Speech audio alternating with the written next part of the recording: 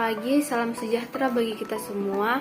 Pada video kali ini, saya akan menjelaskan keterampilan materi dalam kelas serta praktiknya. Nah, sebelum saya menjelaskan materi tersebut, ada baiknya jika saya memperkenalkan diri terlebih dahulu. Perkenalkan, nama saya Elizabeth Juniawati Pardede dengan NIM 3202411007. Nah, adapun keterampilan menjelaskan merupakan keterampilan penyampaian informasi yang terorganisasikan secara sistematis guna menunjukkan sebab akibat serta diketahui oleh peserta didik.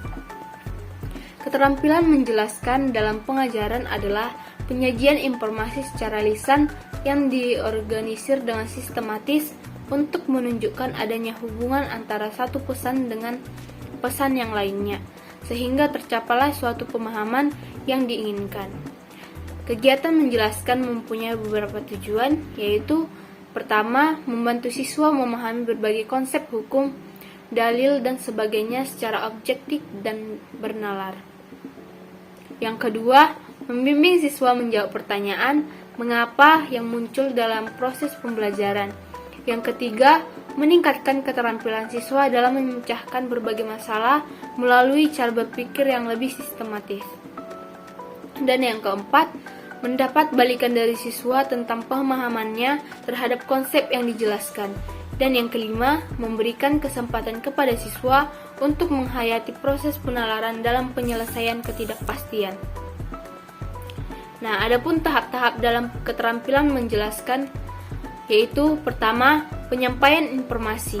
Penyampaian informasi diartikan memberitahu tentang materi atau informasi yang belum diketahui sebelumnya dalam bentuk penyampaian fakta dan memberikan arahan serta disampaikan hanya untuk diketahui saja. Dalam pembelajaran penyampaian informasi berarti memberitahu tentang definisi atau pengertian tentang materi yang diartikan. Contohnya, gubernur adalah pemimpin pemerintah daerah di wilayah provinsi. Yang kedua, isi yang disampaikan menunjukkan apa atau bagaimana sesungguhnya suatu hal itu terjadi. Guru mencoba menguraikan istilah-istilah yang belum dikenal peserta didik, juga menguraikan pembelajaran baru dengan cara yang dikaitkan dengan pengalaman peserta didik.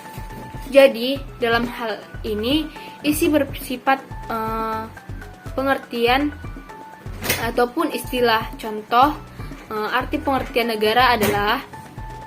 Nah, dan yang ketiga, yang disampaikan menunjukkan mengapa atau untuk apa sesuatu terjadi demikian.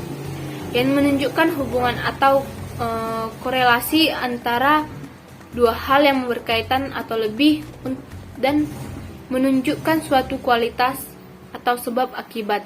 Contoh, mengapa perlu adanya kerja bakti setiap hari Minggu? Untuk apa seorang petani memerlukan pupuk?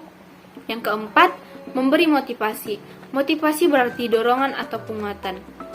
Berarti kemampuan untuk memberi dorongan, semangat atau menimbulkan minat, kemauan serta perhatian siswa terhadap pembelajaran.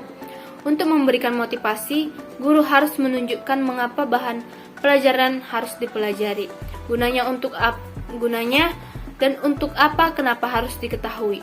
Dan yang kelima, mengajukan pendapat pribadi, sebaliknya didahului dengan kata-kata menurut pendapat saya sendiri dan disertai alasan-alasan fakta atau data yang mendukung pendapat itu. Karena pendapat yang bersifat subjektif, maka siswa harus memberikan kebebasan untuk mengajukan pendapat sendiri. Dan yang keenam, pemberian contoh. Memberikan contoh yang nyata agar siswa mendapatkan pemahaman yang baik dan meyakinkan peserta didik terhadap materi pelajaran yang telah dipelajari. Dan yang ketujuh, tahap akhir dalam kegiatan menjelaskan adalah tahap latihan. Dengan tahap latihan ini, siswa secara individu atau dengan bimbingan guru mencari hubungan sebab akibat antara peristiwa yang lainnya. Nah, itulah tadi beberapa penjelasan mengenai keterampilan menjelaskan di dalam kelas. Nah, untuk praktiknya, saya akan mempraktikkannya dalam video ini. Oke, Selamat pagi anak-anak. Apakah ada yang tidak hadir hari ini? Oke, baiklah. Sebelum kita mulai pembelajaran hari ini, marilah kita membacakan doa terlebih dahulu, sesuai dengan agama dan kepercayaan kita masing-masing. Oke, berdoa selesai. Nah, sebelum kita memulai pembelajaran kita, ada baiknya diperiksa dulu laci-laci samping kanan kiri. Mungkin kalau ada sampah, tolong dibuang ke tong sampah supaya pembelajaran kita hari ini bisa berjalan dengan nyaman, baik, dan lancar. Oke. Nah, kemarin kita sudah mempelajari beberapa materi tentang pengertian Pancasila.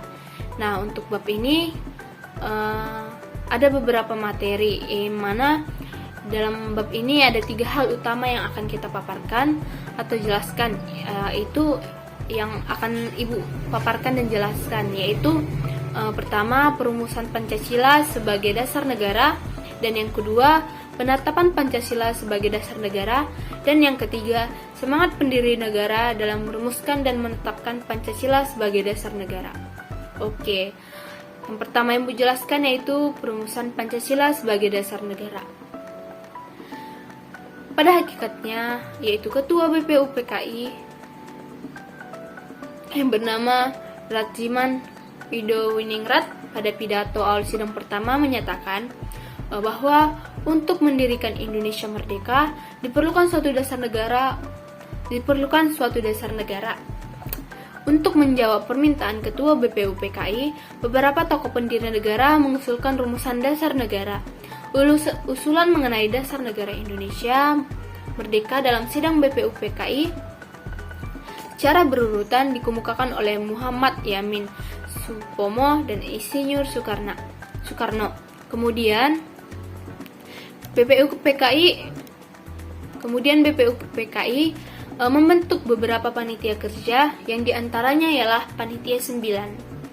Dalam alinea keempat naskah Piagam Jakarta tersebut terdapat rumusan dasar negara sebagai berikut. Yang pertama, ketuhanan. Dengan kewajiban ketuhanan ini dimaknai dengan menjalankan kewajiban syariat Islam bagi pemeluk-pemeluknya. Yang kedua, kemanusiaan yang adil dan beradab, dan yang ketiga, persatuan Indonesia. Yang keempat, kerakyatan yang dipimpin oleh hikmat kebijaksanaan dalam permusyawaratan perwakilan, dan yang kelima, keadilan sosial bagi seluruh rakyat Indonesia. Karena adanya keberatan dan untuk menghindari perpecahan, para tokoh sepakat untuk mengubah kalimat ketuhanan dengan kewajiban menjalankan syariat Islam bagi pemeluk-pemeluknya menjadi ketuhanan yang Maha Esa. Dan yang kedua, penetapan Pancasila sebagai dasar negara.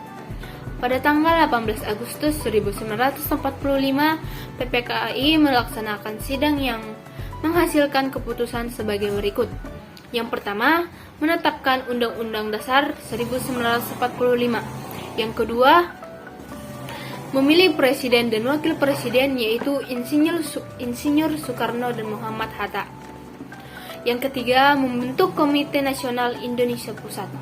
Salah satu keputusan sidang PPKI adalah mengesahkan Undang-Undang Dasar 1945. Dalam pembukaan Undang-Undang 1945, alinea keempat, tercantum rumusan sila-sila Pancasila sebagai dasar negara. Kemudian ada yang ketiga, semangat pendiri negara dalam merumuskan dan menetapkan Pancasila sebagai dasar negara. Yang pertama, nilai semangat pendiri negara. Semangat kebangsaan harus tumbuh dan dipupuk oleh setiap warga negara Indonesia. Hal ini harus tumbuh dalam diri masyarakat untuk mencintai dan rela berkorban untuk kepentingan bangsa dan negara. Semangat kebangsaan disebut juga sebagai nasionalisme atau patriotisme. Hal ini harus tumbuh dalam hal ini dimaknai bahwa nasionalisme adalah suatu paham yang menganggap bahwa kesetiaan tertinggi atas setiap pribadi harus diserahkan kepada negara, kebangsaan atau nation state. Yang kedua, yaitu komitmen para pendiri negara dalam perumusan Pancasila sebagai dasar negara. Para pendiri negara dalam perumusan Pancasila memiliki ciri-ciri komitmen pribadi sebagai berikut. Yang pertama, mengutamakan semangat persatuan, kesatuan, dan nasionalisme. Yang kedua, adanya rasa memiliki terhadap bangsa Indonesia. Yang ketiga, bersemangat dalam berjuang. Yang keempat, mendukung dan berupaya secara aktif dalam mencapai cita-cita bangsa, yaitu merdeka, bersatu, berdaulat, adil, dan makmur. Dan yang kelima, melakukan pengorbanan pribadi dengan cara menempatkan kepentingan negara di atas kepentingan pribadi, serta mendukung keputusan yang mengutamakan bangsa dan negara. Oke anak-anak ibu, mungkin demikianlah pemaparan atau penjelasan singkat tentang perumusan dan penetapan Pancasila sebagai dasar negara. Apabila ada yang ingin ditanyakan, dipersilahkan. Oke, mungkin baiklah jika tidak ada yang ingin bertanya. Ibu tutup pertemuan hari ini. Semoga materi tadi dapat dipahami dengan baik dan dapat diaplikasikan dan diamalkan dalam kehidupan sehari-hari. Mungkin sekian pertemuan hari ini. Selamat siang. Mungkin itulah tadi keterampilan menjelaskan serta praktiknya. Demikian video hari ini. Terima kasih.